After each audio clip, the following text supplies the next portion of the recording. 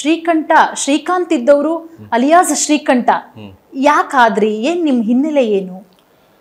ನಾನು ಇದೇ ನಮ್ಮ ತಂದೆ ತಾಯಿ ಈ ತರ ಆದ್ಮೇಲೆ ನಮ್ಮ ಮನೆ ಮಠ ಎಲ್ಲ ಯಾರು ಆಗ್ಲಿಲ್ಲ ನಮ್ಗೆ. ಮನೆ ಮಠ ಎಲ್ಲ ಬಿಟ್ಬಿಟ್ಟು ಮಾರ್ಕೆಟಿಗೆ ಬಂದ್ಮೇಲೆ ನಮ್ಮಮ್ಮ ಹೂವು ಕಟ್ಟಕ್ ಸ್ಟಾರ್ಟ್ ಮಾಡಿದ್ರು. ನಾನು ಅಲ್ಲಿ ಇವ್ರ ಅಂಗಡಿಲಿ ಕೆಲಸ ಮಾಡಕ್ ಸ್ಟಾರ್ಟ್ ಮಾಡಿದೆ. ನಮ್ಮ ಅಪ್ಪನ್ಗೆ ಇದು ಲಕ ಹೊಡೆದ್ಬಿಟ್ಟು ಅವ್ರ ಅಂಗಡಿಲಿ ನಮ್ಮ ಮನೆ ಮಠ ಎಲ್ಲ ಬಿಟ್ಬಿಟ್ಟು ಎಲ್ಲ ಬೀದಿಗೆ ಬಂದ್ಬಿಟ್ಟು ನಾವು ಬೀದಿಗೆ ಬಂದಾಗ ಅಲ್ಲಿ ನಮ್ದು ಸ್ಟಾರ್ಟ್ ಆಯ್ತು ಟಾರ್ಚರ್. ನಮ್ಮ ಅಮ್ಮನ್ಗೆ ಟಾರ್ಚರ್ ಮಾಡೋದು, ಏನಕ್ಕೆ ಹೂವು ವ್ಯಾಪಾರ ಮಾಡ್ತೀಯ ನೀನು ಅಂತ. ಆಮೇಲೆ ನಮ್ಗೆ ಏನಕ್ಕೆ ಇಲ್ಲಿ ಬಂದಿದ್ದೀರಾ ಅಂತ ಈ ತರ. ಅವಾಗ ನಾವು ಅವ್ರಿಗೆ ತಿರುಗಿ ಬೀಳ್ಬೇಕು ಅಂದ್ರೆ ಇದಾಗ್ಬೇಕಲ್ಲ. ಅಲ್ಲಿ ಮಾರ್ಕೆಟ್ ಅಲ್ಲಿ ಸ್ವಲ್ಪ ರೌಡಿಗಳಿದ್ರು, ಅವ್ರ ಜೊತೆ ಹೋಗಿ ಸೇರ್ಕೊಂಡೆ ನಾನು. ಸೇರ್ಕೊಂಡು ಅವ್ರ ಜೊತೆ ಹೋದ್ಮೇಲೆ ನನ್ ಬೆಲೆನೇ ಚೇಂಜ್ ಆಯ್ತು. ನನ್ಗೆ ರಫ್ ಅಂಡ್ ಟಫ್ ಆಗಿ ಮಾತಾಡಿದವರೆಲ್ಲ ಬೇರೆ ರೀತಿ ಮಾತಾಡಕ್ ಶುರು ಆದ್ರು. ಇದೇ ಸರಿ ಅನ್ನಿಸ್ಬಿಡ್ತು ನಮ್ಗೆ. ಅಂದ್ರೆ ಹೆಂಗಾಗ್ಬಿಡ್ತು ಅಂದ್ರೆ ನಿಮ್ಗೆ ನೀವ್ ಆವಾಜ್ ಹಾಕಿದ ತಕ್ಷಣ ಅವ್ರು ಸೈಲೆಂಟ್ ಆಗ್ಬಿಡ್ತಿದ್ರಲ್ಲ, ಇದು ನನಗೆ ಎಲ್ರು ಬೆಲೆ ಕೊಡ್ತಿದಾರೆ ಅಂತ ಬೆಲೆ ಕೊಡ್ತಾ ಇವ್ರೆ. ನಾನು ಹಿಂಗ್ ಹೋದ್ರೇನೆ ನನ್ ಫ್ಯಾಮಿಲಿಗೂ ಸೇಫು, ನನ್ಗೂ ಸೇಫು ಅನ್ನೋದು ನನ್ಗೆ ಬಂದ್ಬಿಡ್ತು, ಮೈಂಡಲ್ಲಿ ಕೂತ್ಕೊಂಡ್ಬಿಡ್ತು. ಹಂಗೆ ಕಂಟಿನ್ಯೂ ಮಾಡ್ಕೊಂಡು ನಾನು ಅಲ್ಲಿಂದ ಜರ್ನಿ ಮಾಡಿದೆ. ಈಗ ಎಷ್ಟನೇ ವರ್ಷಕ್ಕೆ ನೀವು ಕ್ರೈಮ್ ಮಾಡಿತ್ತು? ನಿಮ್ಗೆ ಎಷ್ಟು ವರ್ಷ ಇದ್ದ? ನನ್ಗೆ 14ನೇ ವಯಸ್ಸು ಮೇಡಮ್. 14ನೇ ವಯಸ್ಸಿಗೆ ನಮ್ಮ ತಾಯಿ ಅದೇ ಮಾರ್ಕೆಟ್ ಅಲ್ಲಿ ಇದು ನೀರ್ ಹಿಡಿಬೇಕಾದ್ರೆ ನಮ್ಮ ತಾಯಿಗೆ ಹೊಡೆದ್ಬಿಟ್ರು. ಅಂದ್ರೆ ಜಗಳ ಮಾಡ್ಬಿಟ್ರು ಹೆಂಗಸ್ರೆ. ನಾವು ಅಲ್ಲಿರೋ ಕೊಳಾಯಿ ಪೈಪೆ ಕಿತ್ಕೊಂಡು ಒಬ್ಬನ್ ಬುಲ್ಡೆ ಬಿಚ್ಬಿಟ್ಟೆ ನಾನು. ಬುಲ್ಡೆ ಹೊಡೆದಾಗ ಅಲ್ಲಿ ರಿಮೈಂಡ್ ರೂಮ್, ಅಲ್ಲಿಂದ ಸ್ಟಾರ್ಟ್ ನನ್ನ ಜರ್ನಿ. ರಿಮೈಂಡ್ ರೂಮ್ಗೆ ಓಟ್ ಬಂದೆ. ತಿರ್ಗಾ ಆಚೆ ಬಂದ್ಮೇಲೆ ನಾನು ತಿರ್ಗಾ ಬಿಡ್ಲಿಲ್ಲ, ರೋಡಿಗಳು ಯಾರು ಬಿಡ್ಲಿಲ್ಲ. ನಾನು ಹೈಟು ವೈಟ್ ಎಲ್ಲ ಇದ್ನಲ್ಲ. ಅವೆಲ್ಲ ಮಿಲಿಟರಿ ಸೆಲೆಕ್ಟ್ ಆಗಿದ್ದೆ ನಾನು 92 ಅಲ್ಲಿ. ಏನ್ ಓದಿದ್ದೀರಾ ನೀವು? ಓದಿಲ್ಲ, 3ನೇ ಕ್ಲಾಸ್. ಎಲ್ಲಿ ನನ್ನ ಜರ್ನಿನೇ ಸ್ಟಾರ್ಟಿಂಗೇ ನನ್ಗೆ ಏಟಲ್ವಾ ಲೆಕ್ಕ ಹಾಕೊಳ್ಳಿ. ಅದ್ರಿಂದಾನೇ ನಾನು ಅದಕ್ಕೆ ತಂದೆ ತಾಯಿ ಅನ್ನೋ ಕಾನ್ಸೆಪ್ಟ್ ಕರೆಕ್ಟ್ ಆಗಿದ್ರೆ ಮಕ್ಕಳು ಒಬ್ಬ ಇಂಜಿನಿಯರ್ ಆಗ್ಬೋದು, ಇಲ್ಲ ಮೋದಿ ಆಗ್ಬೋದು, PM ಆಗ್ಬೋದು, CM ಆಗ್ಬೋದು.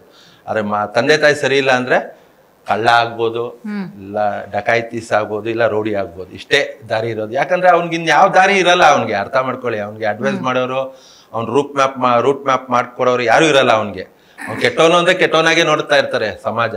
ಅದರಿಂದ ನಾವು ಅದನ್ನೇ ಆರಿಸ್ಕೊಂಡು ಅದಲ್ಲೇ ಬಂದ್ಬಿಟ್ಟೋ ನಾವು. ಅಲ್ಲಿಂದ ಜರ್ನಿ ಸ್ಟಾರ್ಟ್ ಆಗಿ ಗಾಯತ್ರಿ ನಗರಕ್ಕೆ ಹೋಯ್ತು. ಗಾಯತ್ರಿ ನಗರಕ್ಕೆ ಹೋಗಿ ಅಲ್ಲಿಂದ ನಂದಿನ್ನ ಅಲ್ಲಿ ಪಿಸ್ರೆ ಅನ್ನೋ ಒಬ್ಬ ಟಪ್ಪು ಹುಡ್ಗ, ಅವನ್ಗೆ ನಮ್ ಫ್ರೆಂಡ್ ಹೊಡೆದ್ಬಿಟ್ಟಿದ್ದ. ಈ ಕಡೆ ಮಿಲಿಟರಿ ಸೆಲೆಕ್ಟ್ ಆಗಿದ್ದೀನಿ ನಾನು. ಇದು ಕೊಳಾಯಿ ಕೇಸಲ್ಲಿ ಓಟ್ ಬಂದೆ. ಎಷ್ಟು ದಿನ ಇದ್ರಿ ನೀವು? 3 ತಿಂಗಳಿದ್ದೆ. 3 ತಿಂಗಳು ರಿಮೈಂಡ್ ರೂಮ್ ಅಲ್ಲಿ ಇದ್ದೆ, ನಿಮಾನ್ಸ್ ಹಾಸ್ಪಿಟಲ್ ಹತ್ರ. ಆಮೇಲೆ ಬಿಡುಗಡೆ ಮಾಡಿದ್ರು. ಬಿಡುಗಡೆ ಆದ್ಮೇಲೆ ಒಂದೊಂದ್ 2 ವರ್ಷ ನಾನೇನಿಲ್ಲ, ರೌಡಿಗಳ ಜೊತೆ ಮಚ್ಕೊಳ್ ಎತ್ಕೊಂಡು ಹೋಗೋದು, ಅವ್ರ ಜೊತೆ ಬರೋದು, ಹೆಂಗೆ ಯಾರಿಗೆ ಏನ್ ಮಾಡ್ಬೇಕು ಅವ್ರನ್ನ ನೋಡ್ತಾ ಇದ್ದೆ ನಾನು. ಹೆಂಗೆ ಅಟ್ಯಾಕ್ ಮಾಡೋರು, ಹೆಂಗ್ ನುಗ್ಗೋರು, ಈಗ ಗಾಯತ್ರಿ ನಗರ ಕೇಸ್ಗೆ ಹೋಗೋಣ. ಅದಕ್ಕಿಂತ ಮುಂಚೆ ನೀವ್ ಹೇಳಿದ್ರಿ ನಿಮ್ ತಾಯಿಗೆ ಯಾರೋ ತೊಂದರೆ ಕೊಟ್ರು ನೀರಿಡೋ ವಿಚಾರಕ್ಕೆ, ನಾನು ಅವ್ರ ಬುರ್ಡೆ ಬಿಚ್ಚಾಕ್ಬಿಟ್ಟೆ ಅಂತ ಹೇಳಿ. 3 ತಿಂಗಳು ಹೋಗಿ ಬಂದ್ಮೇಲೆ ನಿಮ್ಗೆ ಅರಿವಾಗ್ಲಿಲ್ವಾ ಈ ಫೀಲ್ಡ್ ಬಿಟ್ಟು ಬಿಡೋಣ, ಬೇಡ ಇದು ಒಳ್ಳೆ ಮನುಷ್ಯನಾಗ್ ಬದುಕೋಣ ಅಂತ ನಿಮ್ಗೆ ಅನ್ನಿಸ್ಲಿಲ್ವಾ? ನಿಮ್ಗೇನ್ ರಿಮೈಂಡ್ ರೂಮ್ ಅಂದ್ರೆ ನಿಮ್ಗೇನ್ ಯಾವ್ದು ಇಂಟರ್ನ್ಯಾಷನಲ್ ಸ್ಕೂಲ್ ಅಲ್ಲ ಮ್ಯಾಮ್, ಕ್ರಿಮಿನಲ್ಸ್ ಜಾಗ ಅದು. ಅಲ್ಲಿ ಹೋಗಿ ಹೇಳ್ಬೇಕು ಅಂದ್ರೆ ನಾವು ಆಚೆ ಇದ್ದಂಗೆನೆ ಬದಲಾಗ್ಬೋದೇ ಹೊರತು ಒಳಗೆ ಹೋಗ್ಬಿಟ್ಟು ಬಂದ್ಮೇಲೆ ಹೆಂಗಿರುತ್ತೆ ಅಂತ. ಅಲ್ಲಿ ನಿಮ್ಗೆ ಇನ್ನೂ ನಿಮ್ಗೆ ಇಲ್ಲಿ ನೀನು ಬೇಳೆಕಾಳು ಬೇಯಿಸ್ಬಿಟ್ಟು ಬಂದಿದ್ಯಾ ಅಂದ್ರೆ ಅಲ್ಲಿ ಬಂಡೆ ಬೇಯಿಸೋಣ ಅಂದ್ರೆ, ಇಲ್ಲಿ ನೀನು ಒಬ್ಬ ಛೋಟರಾಜನ್ ಹೊಡೆದಿದ್ಯಾ ಅಂದ್ರೆ ಅಲ್ಲಿ ದಾವೂದ್ ಗುಡಿಯೋಣ ಅನ್ನೋ ಮೈಂಡ್ ಇರ್ತದೆ. ಅಲ್ಲಿ ಎಲ್ಲರೂ ಅಂತವ್ರೆ ಇರ್ತಾರೆ. ಅಲ್ಲಿ ನಿಮ್ಗೆ ಕ್ರಿಮಿನಲ್ಸ್ ಸೇರಿದಾಗ ಏನಾಗುತ್ತೆ ಹೇಳ್ರಿ, ಕೋಟೆ ದೊಡ್ಡದ್ ಮಾಡೋಣ ಅನ್ಸುತ್ತೆ ಹೊರತು ಚಿಕ್ಕದ ಅಲ್ಲಿಗೆ ಬಿಡೋಣ.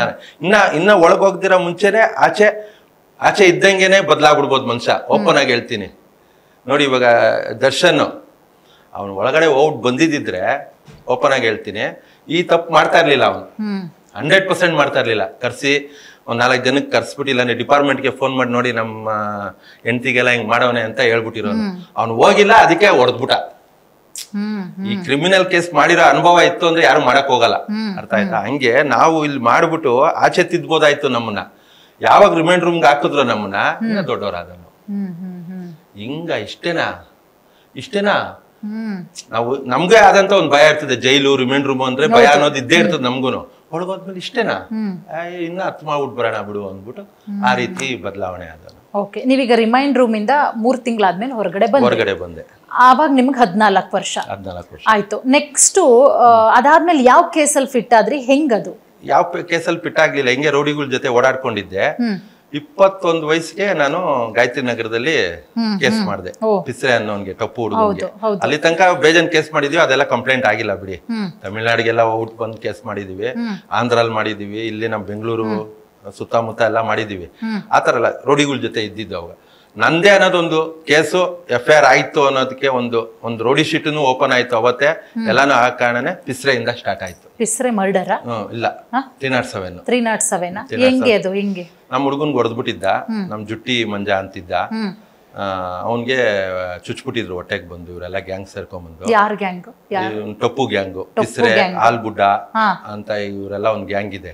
ಇವ್ರ ಗ್ಯಾಂಗ್ ಎಲ್ಲ ಬಂದು, ಇವರೆಲ್ಲ ಪ್ರಸಾದಿ ಗ್ಯಾಂಗು, ಜಗ್ಗಿ ಪ್ರಸಾದಿ ಗ್ಯಾಂಗ್ ಇವರೆಲ್ಲ.